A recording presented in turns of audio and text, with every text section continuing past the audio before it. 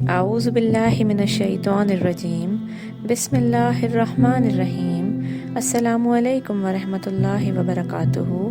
آج کی حدیث روایت ہے صحیح بخاری اور صحیح مسلم سے۔ حدیث کا موضوع ہے کھانے کے 3 آداب۔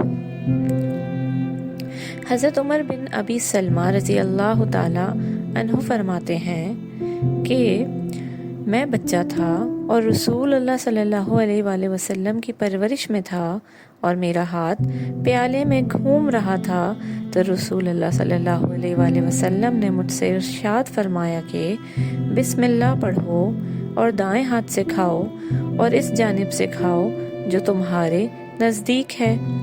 حدیث کا مفہوم یہ ہے کہ آپ صلی اللہ علیہ وآلہ وسلم نے کھانے کے 3 آداب بتائے ہیں، یعنی کہ کھانا جب بھی کھایا جائے تو سب سے پہلے بسم اللہ پڑھی جائے، کھانے کو دائیں ہاتھ سے یعنی سیدھے ہاتھ سے کھایا جائے اور کھانے کو اس جگہ سے کھایا جائے جو پلیٹ میں ہمارے سب سے نزدیک ہو۔